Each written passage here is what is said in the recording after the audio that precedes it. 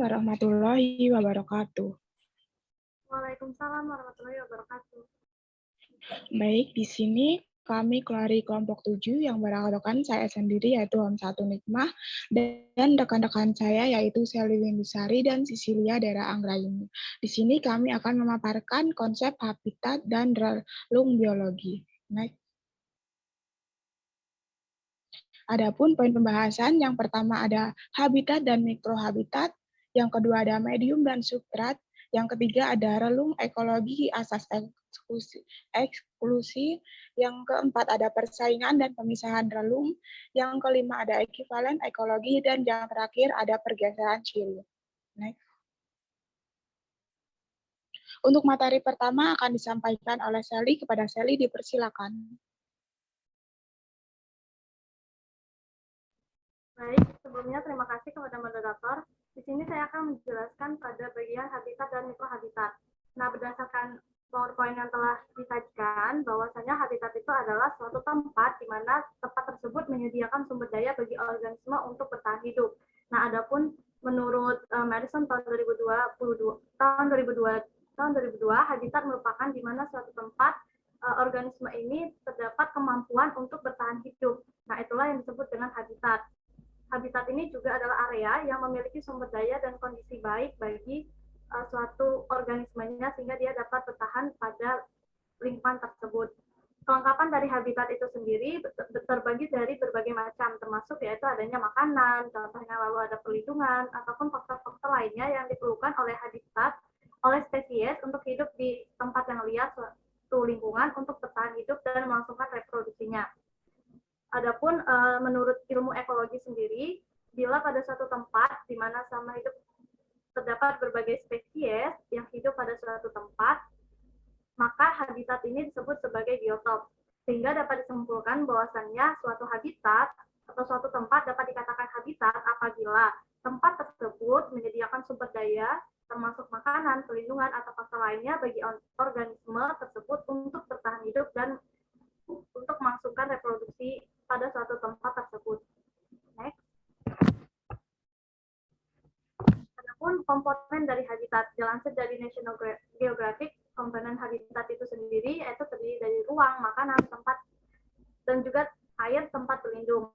Untuk ruang sendiri itu biasanya mencakup hal yang dapat menampung makhluk hidup di dalamnya. Adapun contohnya seperti koloni semut, di mana membutuhkan area yang sebesar belasan sentimeter persegi. Ruangan tersebut dapat berupa terowongan untuk menyimpan makanan ataupun untuk bertahan hidup.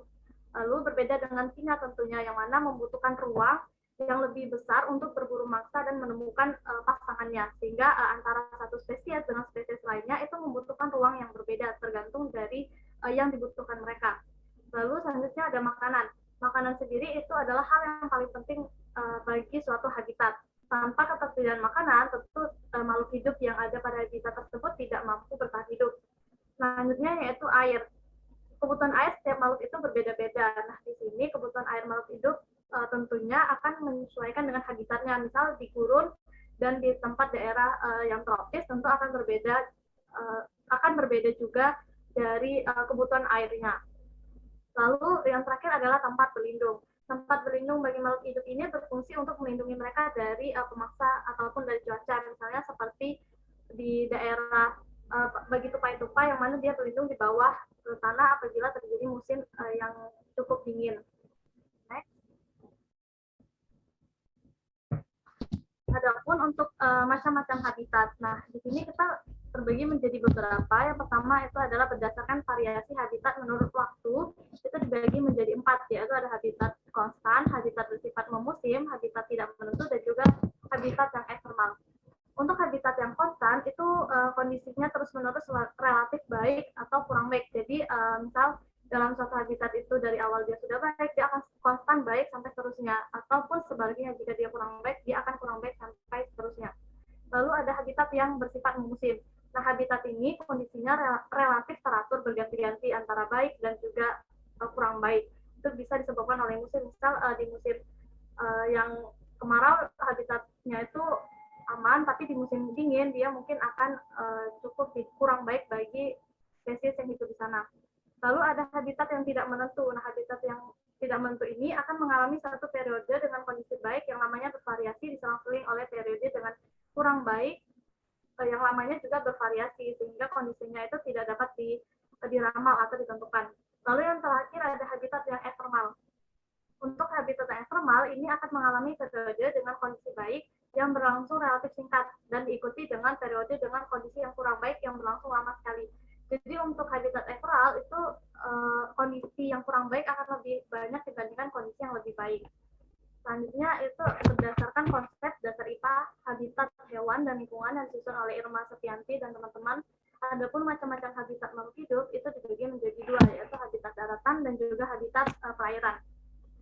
Untuk habitat daratan sendiri itu dapat berupa tanah yang luas. Habitat ini cenderung spesiesnya itu bernapas dengan paru-paru, sedangkan untuk tumbuhan itu akan melakukan fotosintesis. Contohnya pada hewan yang berhabitat di darat itu adalah seperti hewan mamalia harimau, singa, gajah, kijang, ataupun yang lainnya.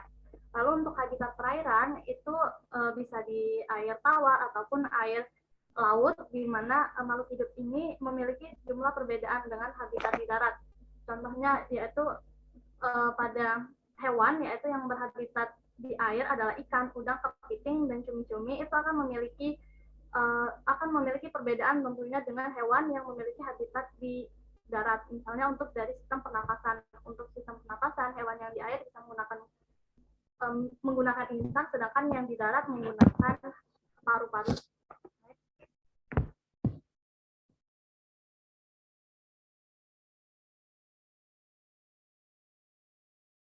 Next. Lalu selanjutnya adalah lokasi habitat hewan. Nah, untuk lokasi habitat hewan, di sini kita mengambil ada hewan ikan, reptil, amfibi, burung, dan juga mamalia. Untuk ikan sendiri, itu terbagi menjadi air tawar, laut, ataupun air payau, di mana beberapa spesies itu dapat mentolerir lingkungan dengan salinitas yang lebih tinggi daripada salinitas air laut. Contoh, ikan, yaitu ikan yang ini di pantai berbatu, terumbu karang ataupun di rumput laut, sungai maupun sungai dalam, atau di bawah es laut, atau di bawah lingkungan air tawar, asin, dan juga payau. Itu adalah beberapa contoh habitat ikan. Lalu untuk reptil sendiri, ini contoh habitatnya umumnya ditemukan di daerah akuatik. Lalu untuk hewan amfibi, dia untuk contoh habitatnya memerlukan lingkungan yang lembab atau berair untuk dijadikan habitat sehingga dapat bertahan hidup. Umumnya untuk amfibi ini dia tinggal di hutan primer, hutan sekunder, hutan rawa, sungai besar, sungai sedang, ataupun di kolam dan danau. Lalu selanjutnya untuk burung. Untuk burung itu biasanya untuk habitatnya itu umumnya dia di daerah pekarangan, padang rumput, savana, ataupun dapat di habitat perairan. Lalu yang terakhir pada mamalia. Untuk mamalia itu sendiri dia termasuk beberapa habitat yang bisa hidup di gurun, lautan, hutan gunung, tundra, padang rumput, dan juga sabana. Berikutnya yaitu mikrohabitat. Nah, berdasarkan PowerPoint tersebut sudah jelaskan bahwasannya mikrohabitat itu adalah habitat yang luas dapat mempunyai iklim yang berlainan dari iklim habitat. Jadi mikrohabitat ini adalah salah satu bagian kecil dari habitat itu sendiri. Nah, untuk komunitas kecil ini, dalam mikrohabitat ini akan terdapat komunitas, di mana komunitas kecil ini akan membentuk suatu komunitas hutan. Lalu bagian next.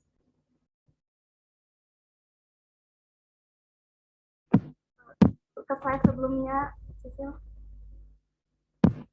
Lalu untuk selanjutnya, bagian dari habitat yang merupakan lingkungan yang kondisi paling cocok dan paling akrab berhubungan dengan hewan itu biasanya disebut dengan mikrohabitat.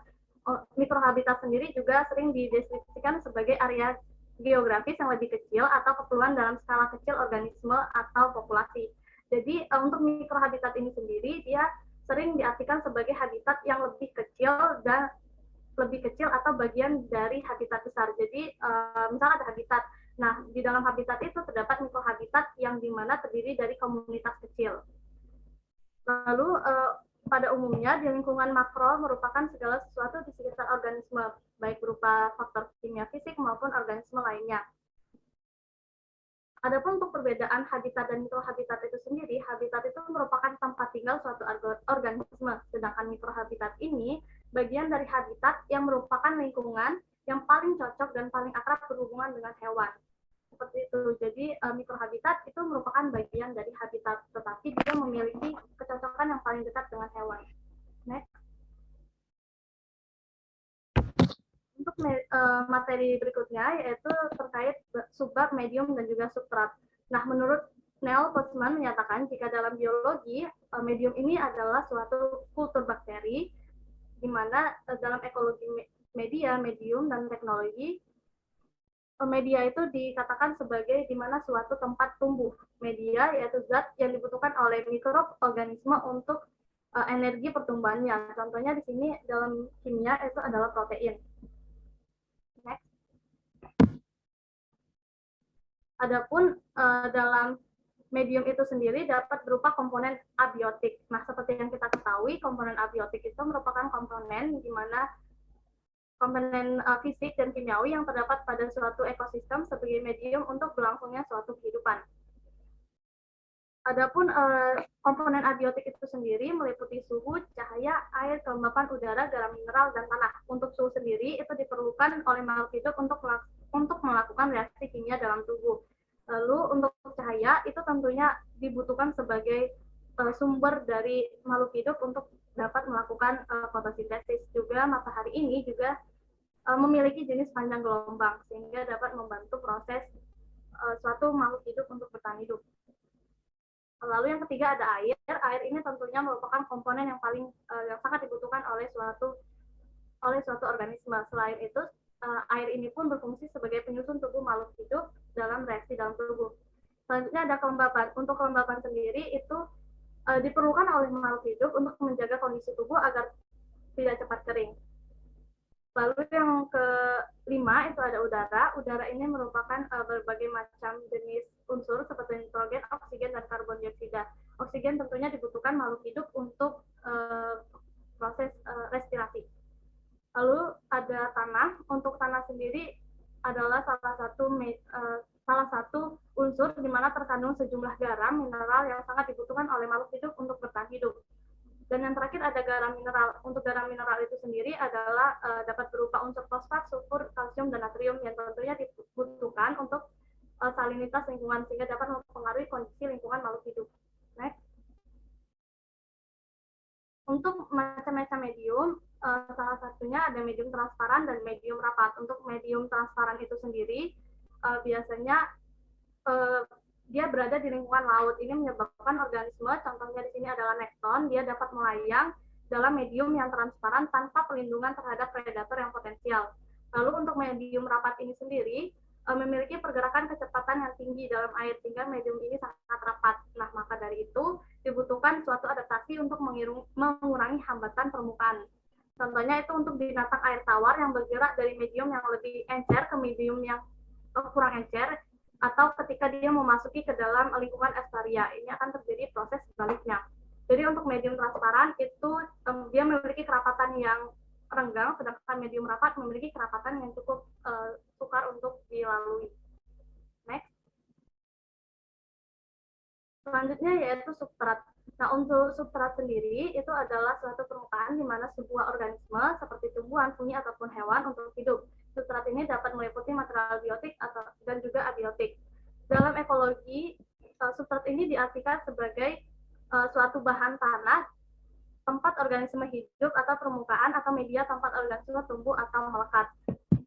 Lalu dalam biokimia sendiri, substrat ini mengacu pada zat apa yang ditindaklanjuti oleh enzim. Next. Untuk substrat dalam ekologi, komponen yang paling nyata dalam ekosistem itu tentunya adalah substrat di mana berbagai tanaman, mikroba maupun hewan itu dapat tumbuh. Substrat ini memainkan peranan yang vital bagi pertumbuhan dan nutrisi tanaman dan organisme lainnya. Karena substrat ini adalah sarana yang mereka gunakan untuk menyerap air dan mineral dari tanah. Untuk secara globalnya, substrat ini dikategorikan menjadi dua, yaitu ada substrat universal dan juga substrat spesifik. Universal di sini artinya substrat ini tidak hanya digunakan oleh satu organisme, tetapi banyak organisme yang dapat tinggal di tempat tersebut, sedangkan substrat spesifik itu terkhusus untuk suatu organisme tertentu.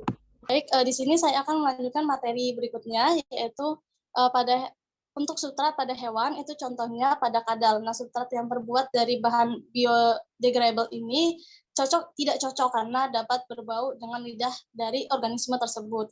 Nah, sehingga substrat ini akan mungkin menempel di sana menyebabkan penyakit usus yang serius. Lalu dalam ekologi juga itu terdapat 3 faktor utama yang menentukan suatu substrat dapat ditinggali. Pertama ada masa hidup, sifat kimia, dan kapasitas penahanan air. Untuk masa hidup di sini masa hidup dari organismenya itu sendiri untuk bertahan hidup pada substrat tersebut.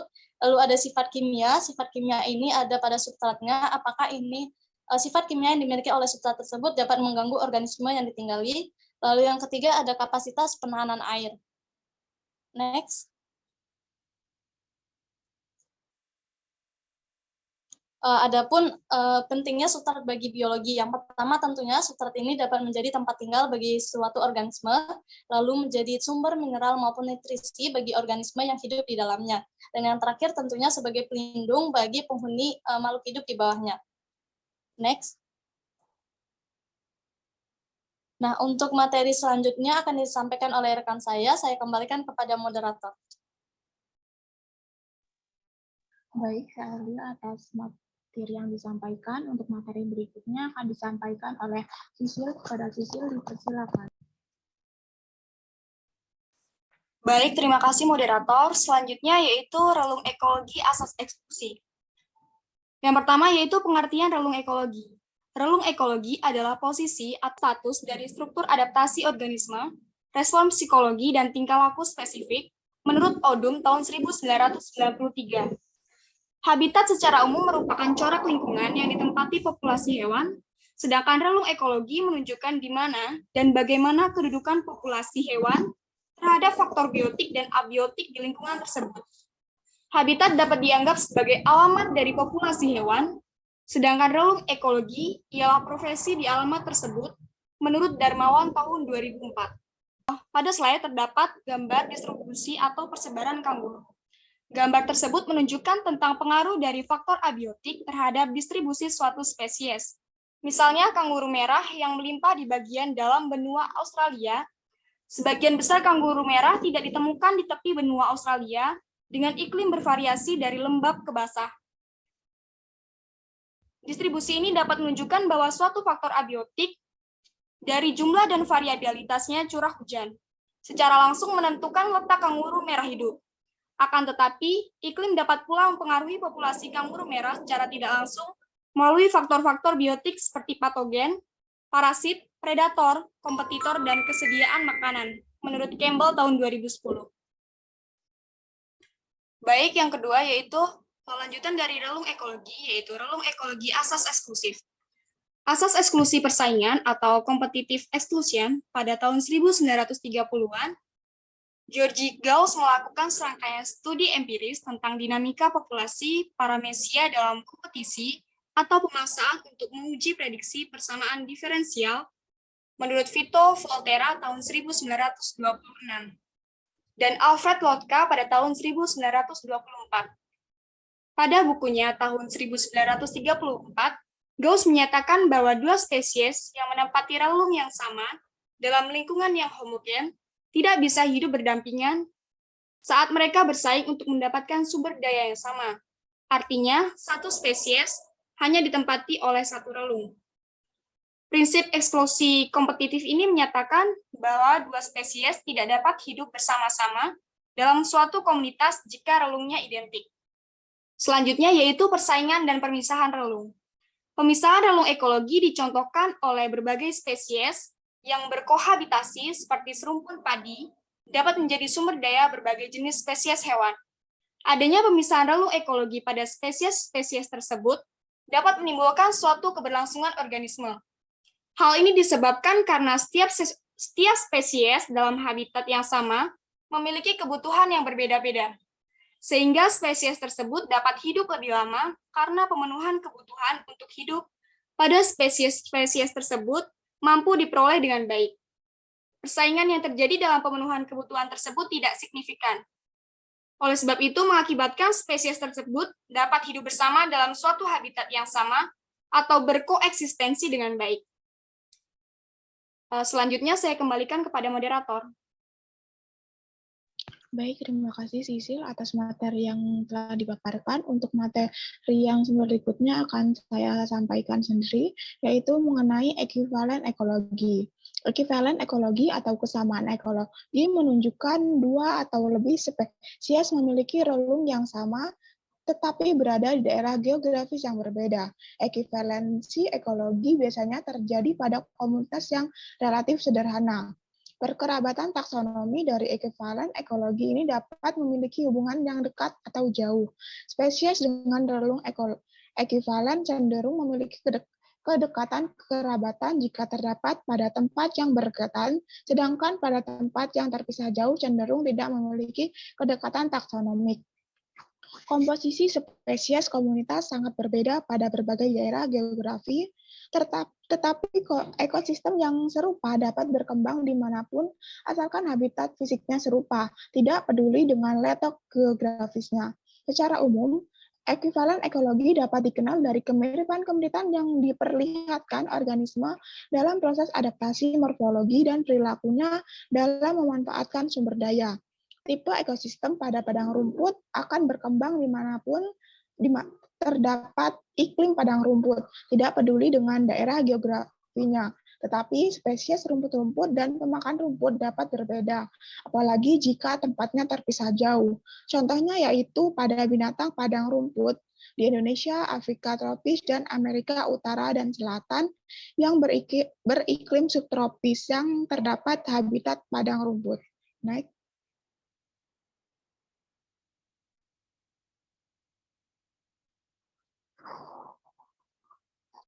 Hewan yang ada di Indonesia yaitu terdapat banteng dan kerbau. Sedangkan di Afrika terdapat kerbau Afrika dan di Amerika terdapat bison.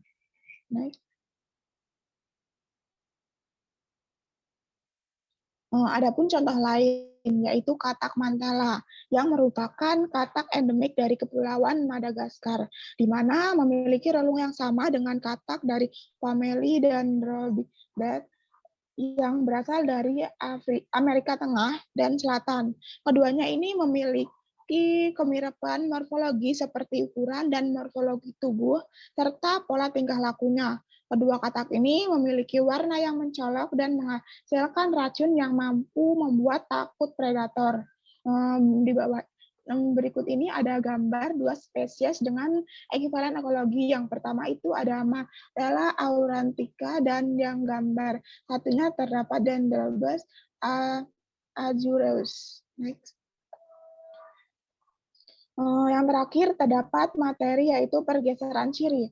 Pergeseran ciri yaitu di mana ketika spesies-spesies hewan yang berkerabat dekat, suatu marga atau genus misalnya, dapat ditentukan pada habitat atau daerah penyebaran yang sama atau ditemukan pada daerah penyebaran yang berbeda. Jika spesies-spesies hewan yang berkerabat dekat ditemukan dalam keadaan simpatrik, seleksi alam akan menghasilkan ciri-ciri tubuh yang semakin mencolok perbedaannya di antara spesies-spesies itu atau dikatakan mengalami evolusi divergen. Sebaliknya, apabila dalam keadaan alopatrik, seleksi alam akan menghasilkan evolusi konvergen sehingga perbedaan ciri-ciri itu makin kabur. Fenomena tersebut dikenal dengan pergeseran ciri. Next. Adapun kesimpulan dari materi yang telah kita sampaikan, yaitu habitat dan mikrohabitat adalah hal yang penting dalam suatu ekologi. Pada umumnya, medium dan substrat dalam ekologi dijadikan suatu tempat bagi organisme lain. Melalui relung ekologi atas eksklusi, persaingan dan pemisahan relung ekologi, ekuivalen ekologi, dan pergeseran ciri dalam ekologi dapat membantu memahami terkait konsep habitat dan relung ekologi. Berikut ada daftar pustaka, dan terima kasih. Sekian dari kelompok kami yang dapat kami sampaikan. Saya akhiri. Wassalamualaikum warahmatullahi wabarakatuh.